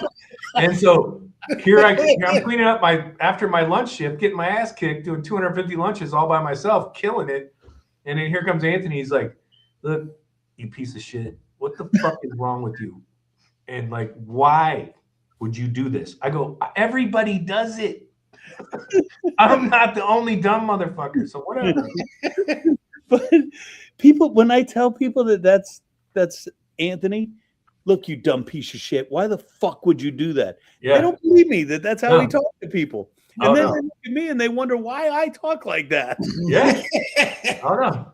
I've owned three restaurants now, and my last two restaurants, it started to go out of fashion talking to people like that. Let me just tell you that. Little bit. People look at me and they go, "Dude, do you like always?" I tell people, this is how I talk. It's how I talk. It doesn't matter who I'm talking to. Yeah, it's not personal. And they're like, my wife goes, "You work in the school district?" I'm like, "What the fuck? I've been working in the school district 30 years now." Yeah. And she goes, "I don't know how you do it, because I do the things you say." Right. Oh no. Like Gordon Ramsay's like this anomaly. He's this fascination on television for the way he talks. But what's his name? Chef he worked with Marco Pierre White. Marco Pierre White. Made the guy cry because he was like telling him, "You fucking piece of shit. What the fuck is wrong with you? You're gonna cry now at the end of this fucking shift? Just sit there and cry." Yeah. Gordon shit. Ramsay. How it was. He is pretending to be Marco Pierre White. Yeah, right. His Exactly. mentor. Yeah. And if you haven't read Marco's book, you got to read his book. It's a great book. Great read. Great read. And you know what? Every time I read it, all I think about is Anthony. I think about Anthony and the way he treated all of us. Well, he was first of all, he's one of the most handsome dudes ever. Just like Marco Pierre White during his time. I mean, no homo. I called him, his nickname was the Big Linguine, right? My nickname was Skinny fucking piece of shit fucking kid. That was my fucking Mine was your fat fuck. Yeah. Drunk fuck. Well, one time, so at the Dockside Broiler, I had a girl, I was going out with this chick in high school, and she was pretty, very attractive, and I let these guys in on that, and they didn't believe me. They thought I was lying to them. Well, they needed a hostess, and so they're like, I'm like, "Hey, my girlfriend's working at McDonald's right now, but if you need a hostess, I think that she would be a good fit. She looks good." And Ed West was the general manager, and he's like, "Okay, yeah, bring her in, Troy. We'll do that." So I bring her in for the interview. And I'm in the back prepping, doing my thing, and Anthony's back there prepping and doing his thing. And then the fucking one of the waiters comes running back, and there's like, "Hey, Ed, you got to come out here. You got an interview out here. You got to come out here."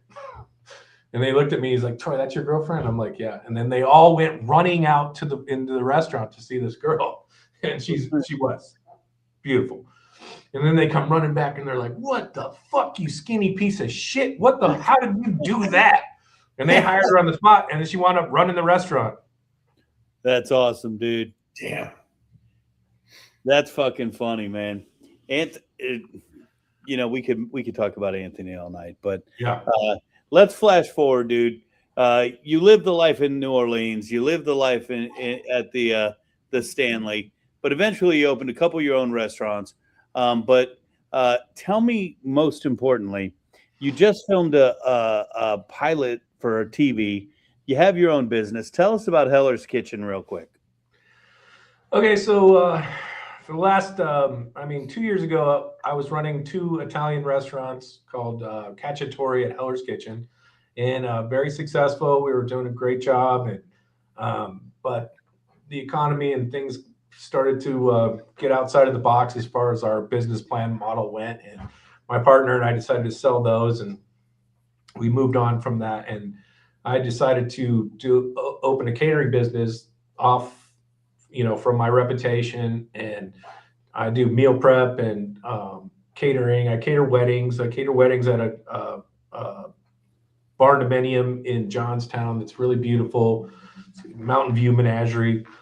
And I got contacted by a company called Eat This TV, asked me if I wanted to be on TV. And I get emails all the time that are suspect. And so I kind of ignored it. But one day I got a couple. And so I sent them an email saying, yeah, maybe I'm interested. I'll talk to you. And through that process, I decided they were legitimate. And then I committed to flying out to New York. I only had one day in November to do anything like this, and they had a window of opportunity. So I flew out on a red eye to New York City and went to this venue, this kitchen that was very special, and filmed a pilot.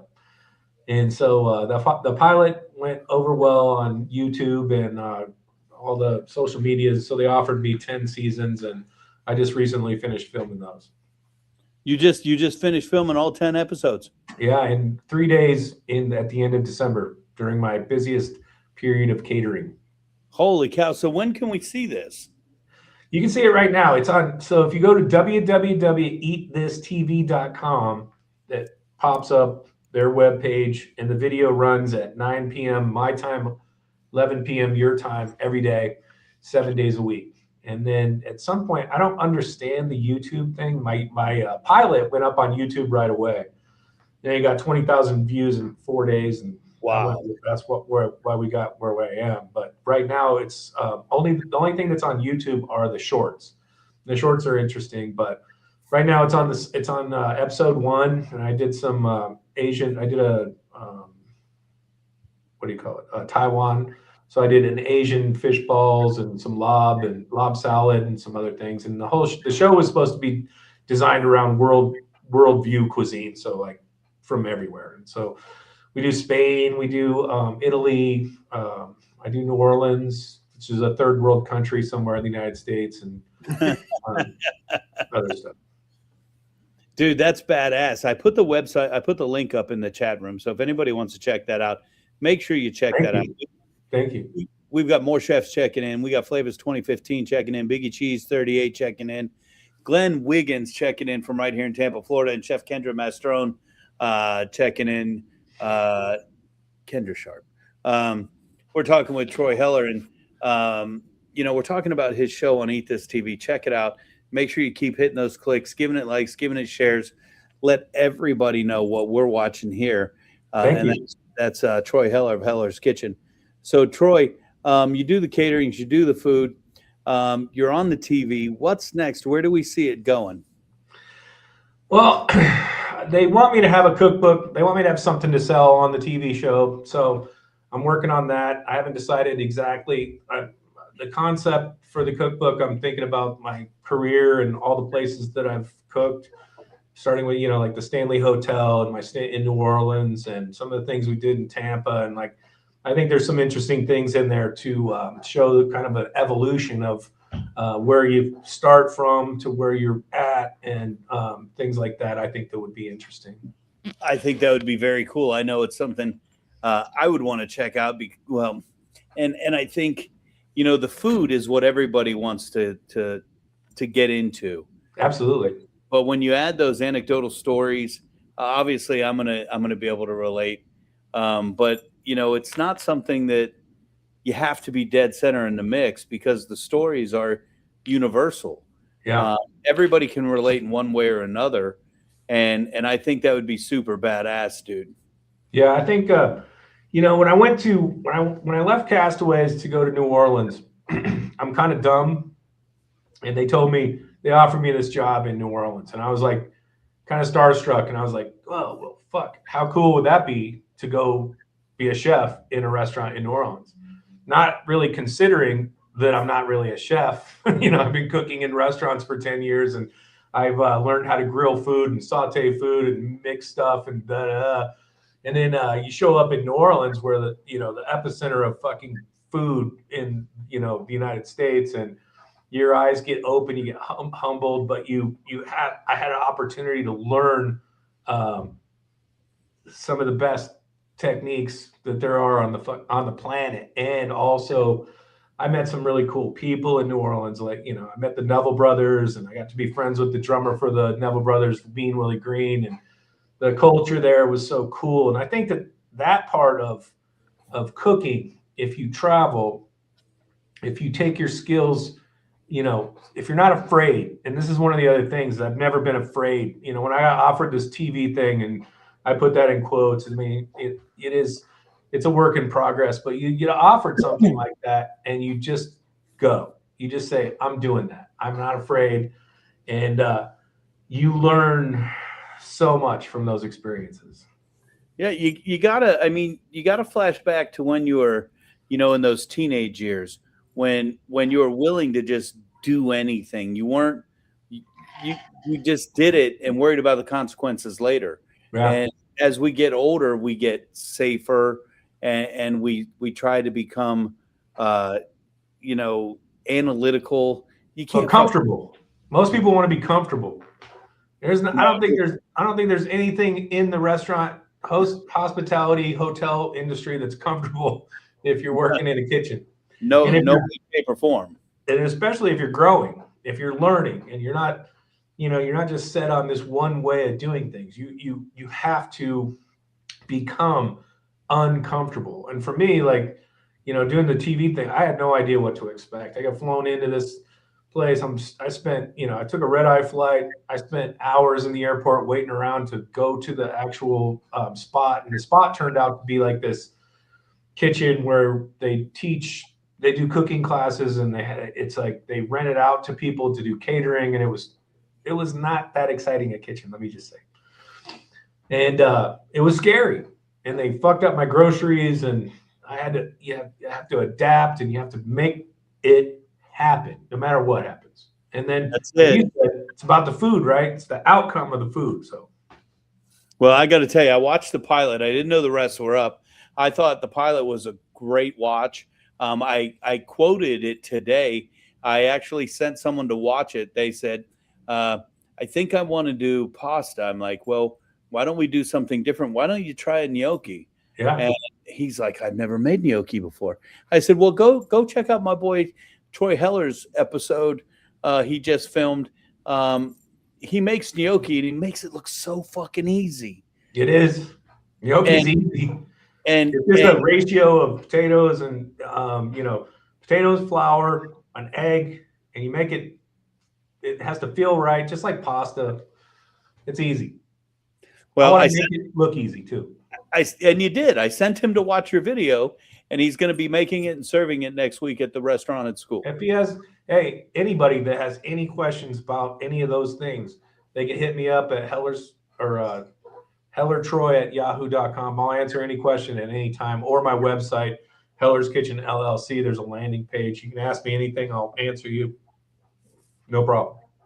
So that's Heller's Kitchen. LLC.com. Heller's Kitchen LLC.com. Guys, It's in the link. It's in the chat room. Make sure you check it out. Troy, we normally ask our favorite 5 questions, but because of time, we do have a hard stop. So I want to ask you, I believe we could tell a lot about somebody by their favorite hamburger. What is Troy Heller's ideal hamburger? Well, I got 2, but I put one. I sent you one. It's called a Calypso burger. I owned a bar called the Island Grill, and I made the Island Grill. It was a reflection of my time in Clearwater and Tampa. But at that bar, we had a burger. It was a 50% pork, 50% beef, and then it was seasoned with like a jerk seasoning, and then grilled. And then it had a pepper jelly and gorgonzola cheese, hot pickles, lettuce and tomato, and then a sriracha mayo on a brioche bun. Tell me about your hot pickle. Well, so hot pickles, depends on whatever chili you want to use, but I like making chilies or pickles with a Calabrian chili, and I take the Calabrian chilies and the oil and vinegar that they're stored in, and then I'd steam the baby cucumbers, and then I pack that all in a jar together with a little bit of sugar and vinegar, and then boom, you have hot pickles. Hot damn, that sounds good. And use the Calabrian chili in your episode on your premiere episode on Eat This too. Yeah, with the roasted chicken, pan roasted chicken. It's one of my favorite things. It looked fan-damn-tastic, buddy. It looked fan-damn-tastic. Thank you so much. Dude, I say we have the same mentor, and we do. But I do want to share, you made a major impact on me in our short time together, and I'd be remiss if I didn't share that with you. I love the time we shared. Most importantly, I love the time out of the kitchen, whether we were watching the boxing matches or talking about music or whatever it was we were doing, because that camaraderie is what builds the team in the kitchen as much as anything else. Yeah. And it's a lesson that I learned firsthand, and something I try to impart and instill into the people that I still teach to this day. So Troy, man, nothing but mad love for you and everything you're doing. Well, thanks, Eric. I'm very proud of you. I watch you. I follow you. I watch all your stuff. I think your impact is fantastic. I miss Tampa. I like Tampa. I had a great time while I was in Tampa. I have a lot of other stories. Whiskey Joe's is a fun place.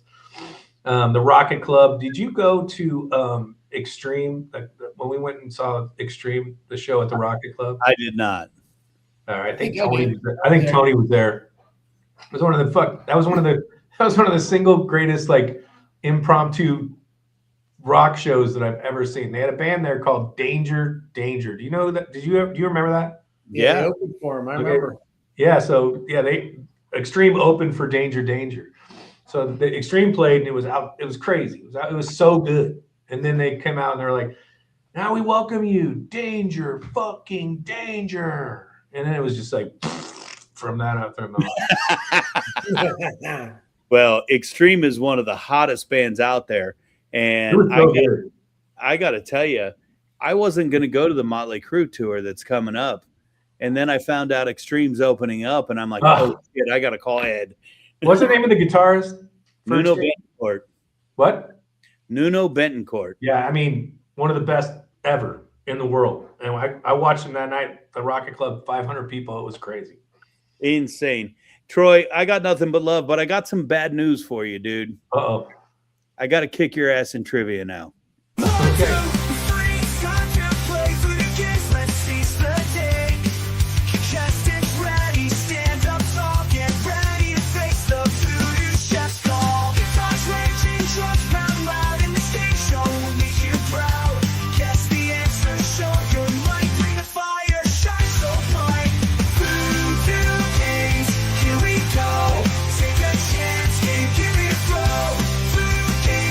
Show what you got, beat the shell.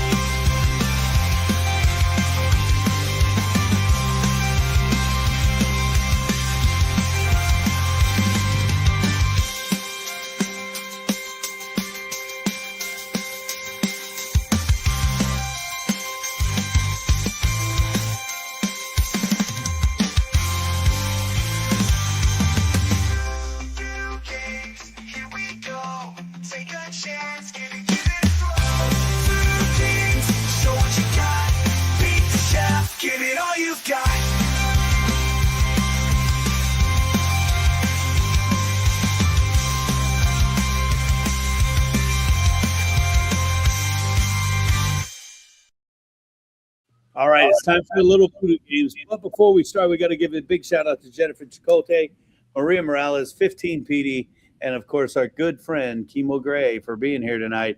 And of course, Kimo's got one thing to say: bang bang. What's that sound? All right, VooDoo Games. We got a very special guest host of VooDoo Games tonight. My BFF, your BFF, Billy fucking Floyd. What's up, buddy? Hello, everybody. How are you? What's up, Billy? Hey. Yo, Troy, you said you had a restaurant called Cacciatore? Yes, sir. Ah, the chicken cacciatore is my favorite dish. I love a cacciatore. Yes, very nice. Sorry, I just had to say that. Hi, Big Eddie C. What's up, dude? Hey, man. Hey, Chef. All right, for everybody who calls shenanigans on this game, Billy Floyd, can you assure everybody that I have not been privy to any of the questions tonight? No, to be completely honest with you, I waited until about 20 minutes ago before I even created these questions and got the answers together. So no one knows what's going on, least of all me. All right. So, Troy, VooDoo Games real simple. Billy Floyd is going to read a series of questions, pop culture trivia, 10 questions in total. If you think you know the answer to the question, simply shout out your own name. Billy Floyd will call upon whomever he hears first. If he calls upon you and you know the answer, you get 1 point. If you get it right, 1 point. If you get it wrong, no harm, no foul. But everybody will get a chance to answer the question. And the person with the most points at the end of the game will be declared the winner.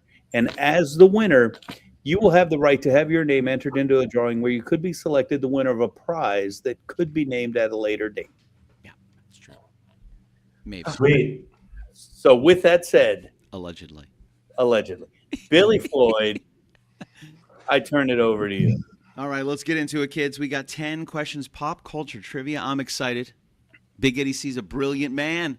We had to bring up the questions, and Chef Erik is extremely quick, Troy Heller, so I hope you're ready to rock and roll. I'm very slow, so. Let's see what happens. Which actor voices Woody in the Toy Story franchise? Not it. VooDoo. Tom Hanks. Tom Hanks. VooDoo gets it. Tom Hanks. Billy Floyd, I heard Woody's your favorite character. Shh. Oh, it's way after 9:30. Yeah, man, that's what they called me in college. Hey, Had to everybody pay for out those there, classes somehow. don't forget to log on to kitchenkillers.com and check out our good friend Billy Floyd.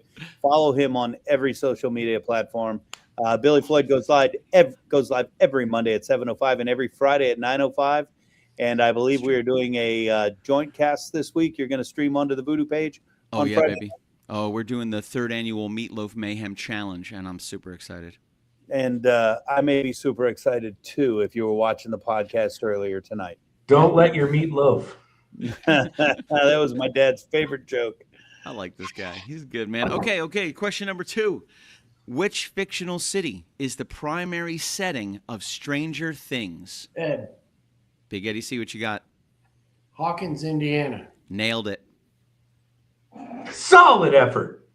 Nailed it. All right, man. Moving right on. Sweet. Here comes Big Eddie C. Here it comes. You ready, Big Eddie C? Number 3. Which artist Troy. released the 20... I thought somebody said their name. I was like, all right. I heard Troy. Yeah, is Troy. Okay, Troy, what's up? What you got? Which artist? The artist formerly known as Prince. All right, No. I'll quit fucking around. Which artist released the 2016 album Lemonade? Oof. Oh, shit. Which artist released the 2016? Troy. What you got, Troy? Beyonce. Nailed it. Thank you. Nailed I it. didn't have any help. We're tied up, kids. I hope you did, because I was going to be a little embarrassed for you. Yeah, we're tied Thank up. you. 1-1-1. Everybody's got one in the Need somebody bucket, to guys. hold me after this. Oh, stop it! Get out of here. And Troy, Let's I'll move it give on. you another hint. If you watch the chat room, we have some brilliant people who play along and sometimes put the answers in the chat room. Sometimes that is true. I'll keep that in mind. Thank you. Billy Floyd, where can we see you next? What is tonight? Tonight's Wednesday. Aside from tonight's Friday, we Tuesday. did that. So Wednesday, patreon.com/kitchenkillers. We stream just to our Patreon patrons. It's free to join. To be honest with you, we have tiers as low as $2 all the way up to $100, and you get some really cool shit if you're be a part of it. We've been Crashing Kitchen. We've been doing it for free for over 8 years. That's how we pay for the whole thing, guys, is through Patreon and people just like you. So then this Thursday, TikTok at 7 o'clock and Friday at 9:05. Our third annual Meatloaf Mayhem Challenge, which from my understanding, we're going to have some fantastic judges and some incredible killers in the house. I'm excited. Damn straight. Skippy. All right. Number 4, all tied up right now. Number 4, in Jurassic Park, what kind of dinosaur is responsible for the death of Dennis Nedry? VooDoo. VooDoo, what you got? Velociraptor. No, sir. Big Troy. ADC. T-Rex. Who's No, sir. No. Big ADC, what's up? Oh shit! What other dinosaurs are there? Are we allowed to give hints? I don't know what to do. Stegosaurus? What was that? Was it a Stegosaurus? No, it was not. No, sir. No, sir. Oh. Do we move on, Alligator? Chef, or do you want me to give are we doing half points with hints? Lori? Don't whisper so loud. Lori, what's that? We're going to the chat. No, that's it. It's done. That's it. Questions All right, dead. sweet. We're still tied up. What was the 1-1. answer? A pterodactyl? Dilophosaurus. Like, who the fuck's gonna know that? That was on the tip of my tongue. I know it. It's the one that goes Billy hits him with the Oh, venom. that thing. Yeah. Billy- Dilophosaurus Dennis Nedry. It's the I'm gonna one need a that- visual that prompt. spits poison. Billy Thanks, Floyd, Troy. what do you call a sex change when you go from a woman to a man? A sex change when you go from a woman to a man? Mm-hmm. I have no idea. It's called an addictomy. Okay, next. Number 5. Number 5 all tied up. That's right, Bridget King. It's the one with the neck flaps that spits that poisonous liquid. Nailed it. Yes. If you Bridge take King, all those Bridge King. Bridge combat. King. Bridge King 44449. He Okay, also number knew 5. the answer. He also knew the answer to my trivia question. Yeah, nailed it. Right on. Right on. Number 5. What is the name of the coffee shop frequently visited by the characters in VooDoo. Friends? Yep. VooDoo. Something Perk. Central Perk. Nailed it. VooDoo breaks the tie, baby. He's up 2. 1 for Troy, 1 for Big Eddie C. Moving I'm on. rooting for VooDoo personally. You're the best player on his team. Thank So you. am I, so am I, Troy. So am I. All right, here we go. Which actor played Jack Dawson in Titanic? Ed. That Troy. was really, Leonardo that was DiCaprio. that was really close. It was so close. I'm gonna say this one, Big AC. You were right on the nose, dude. You got just barely ahead of VooDoo. What you got? Leonardo DiCaprio. The DiCaprio. There it is. And there's our good friend Jada Vidal checking in with Leo So DiCaprio. Hello, so DiCaprio. And then she corrected herself. What's up, Jada? How are you? Welcome. Congratulations. You just won the game, Jada. Well done. That's awesome. You're the winner. You get a prize someday, maybe, from Chef, possibly. Probably I'm a not hamburger. That's a fantastic prize. Okay. Number 7. Right now, VooDoo is tied with Big Eddie C 2-2. My man Troy, 1 point right there. He's 1 point away, guys. That's all I here we really go. needed. Was one. Which video game franchise features locations such as Hyrule and characters like Link and Ganon? Ed. What you got, Eddie? Mighty Morphin Power Rangers. No, that is incorrect. What video game franchise features Troy. locations? Yes, sir. Minecraft. No, sir. No, that's not correct either. VooDoo. Yeah, what you got? We've got Don Hill checking in with No. Atari. That's not my answer. I'm going to say those are characters like Pong and Grand Theft Auto. No, sir. No, those are way too new, guys. This is old school, baby. We're going Legend of Zelda. Legend of Zelda. What the fuck? Are you Mortal kidding me? Kombat. Or were you Take that. have you been under a rock for the last 45 years?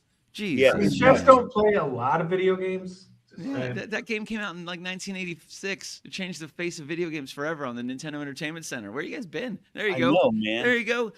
If you Rich watch King got it again. If you were watching the podcast, Troy and I were both working. Yeah. Correct. Okay. I didn't watch Seinfeld for 10 years after it shut down. Same. Damn. I'm excited. This next one is going to be. You guys are going to be all over this one. Nailed Zelda too. Now, yeah. Bridge King got Zelda too. Boom. Actually, you know what? I think Bridge King is tied for first. I think he is. So here we go. Which pop star is known as the Material Girl? Madonna. That was VooDoo right there. What you got? Madonna. Did Chef yell the answer?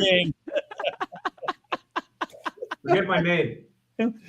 Sorry, man. Well, Troy, what would Anthony say right now? What would Anthony tell you right now? I'm so disappointed. That's it. Dude, I just see you And not surprised. Dude, I see you wiping the spatula on the garbage can. What the fuck's wrong with you?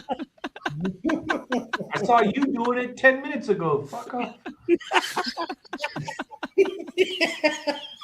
Well, VooDoo said your name first, and Chef Troy said the. Do you have to say the word? Which one? Material Girl. Who is that, VooDoo? Who you got?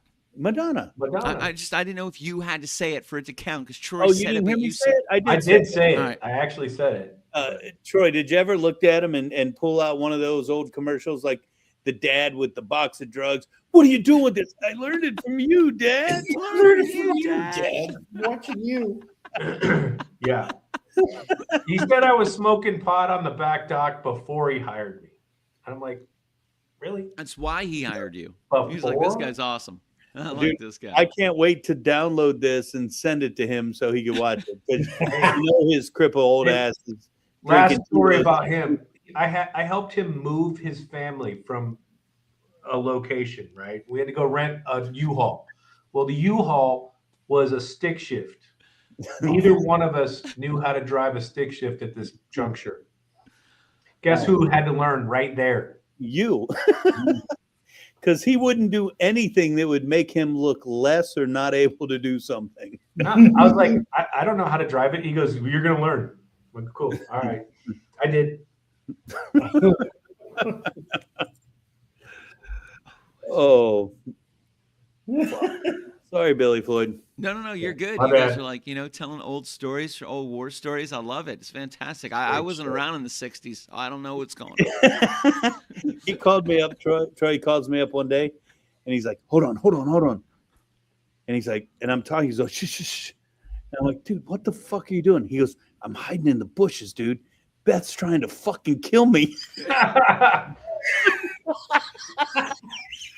He probably got caught smoking a cigarette. One. He had to borrow. He probably had to walk out in the street and borrow a cigarette for some asshole out in the street. And then and then she saw him. Oh my god. Oh, fuck, we're going to hell. See you there. Man. I'm sorry, Billy Floyd. No, you're good. You're good. We'll all Billy go in a Floyd's band together. It'll be He's fun. looking at me like, dude, you have a hard cutoff, not me. I'm good. This is funny for me. I like this. This is awesome. I gotta tell you, I got some duck legs in some grunge right over here that's been there for a couple hours. All nice padded dry. I did a little light slicing right on the top skin. Open that up, man. I'm excited. So I haven't eaten yet today, so I'm really hungry, and it's gonna be awesome. I love duck. But that so. We packaged some of Billy's seasonings for him, and he calls it grunge, and it's off the chart. All right, Billy, take it over. All right. So, Chef, you were up by 1. You got 3. You're 3-2. Big Eddie C. Oh shit. That's it. Dinner! That's it. All right, moving on. Here we go. This is. I think I know who's going to get this one, but I'm going to toss it out here. In the Marvel Cinematic Universe, what is the name of Thor's hammer? Ed. What you got, Eddie? Mjolnir. Bingo. I knew Big Eddie C was going to get that. What did you say? On my damn arm, motherfuckers. See? That's it.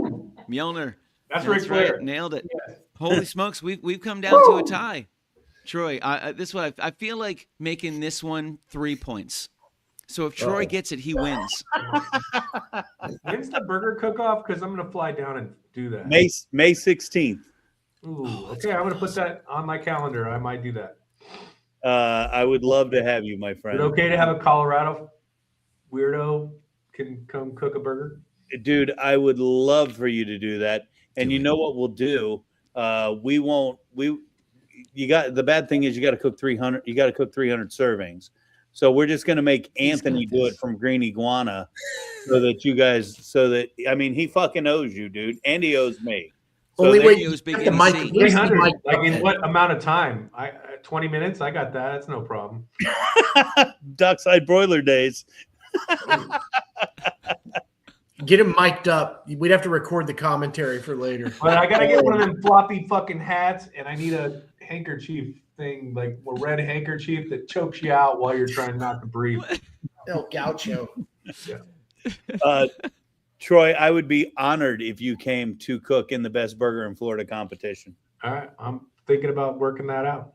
Dude, what a great event that is, man. That's such a fun event. Maybe we could talk about figuring out so we can get how we can get Eat This TV out there and have them competition. See what's up. Dude, that would be badass. That would mean the world. And if you're there, Bobby's going to come, Pat's going to come, the whole crew's just going to come out there. Pat Steele, he needs a hug. Don't we all? Love that guy, Chef Troy. You went to high school with that fucking guy, right? Well, he definitely needs a hug. Dude, if I went to high school with you, I would need a hug. You would. Trust me. This is what we do. Yeah, it's nice. I like it. I'm feeling warm and fuzzy a lot. Gastrointestinal issues. It's probably gas. I ignore that. You got heartburn I'm medication? going to be 60 this year, so that's why I want to do the burger thing. Awesome. I'm super stoked, man. We're going to keep in touch and we're going to see if we can line that up. Wait. We have another Anthony Chick story. We're in the middle of a dinner rush. Anthony stops to do oyster shots with me. What the fuck? I don't believe that. That's awesome. Well, you got to know that Sean worked for Anthony later in his career when he was all lovey-dovey. And he actually liked to drink. Having a beer with that fucker was scarce, man. He came down to meet me one night at the bar to watch UFC fights, and I'm pounding jacks all night long, and he shows up, and I'm like, dude, what do you want to drink? I'm drinking whatever you're drinking. Oh, no. So he drinks one jack, and he's like, good for you, Eric. That's badass, dude. That's badass. Drinking out of the skull. So Anthony has one jack, and he goes, dude, I can't drink this shit. No. And he says, I can't drink this. I'm like, all right, we'll drink whatever you want. So we switched to lemon drops, and oh my God, we drank lemon drops the rest of the night. Wonderful. It was nice to be able to do that after fucking 25 years. That's how long after the fact it was, dude. Great dude. Dude. Love it. Here you go. Billy, you should have tried being one of my students. One of his students. Sean was my student. Yeah. All right. Take us home, Billy Floyd. Hard out. All right. Last question. Worth 3 points. Whoever wins the whole damn thing. Chef Troy, I believe in you, dude. You can come from behind, man. I'm doing this for you. Nope, we never do this. But this is for you because you had a restaurant called Cacciatore, and that's fucking awesome. It's fantastic. I'm bleeping myself out here.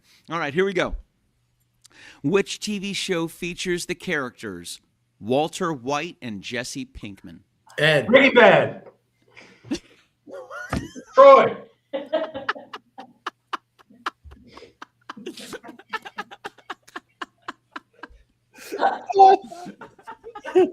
Oh, shit. Mic drop. On that note, guys, we're going to call this a three-way draw. Make sure you come back next week when our guest next week, Mr. Billy Floyd. Troy, I got nothing for love for you, my friend. Peace and love, everybody. We'll see you next week.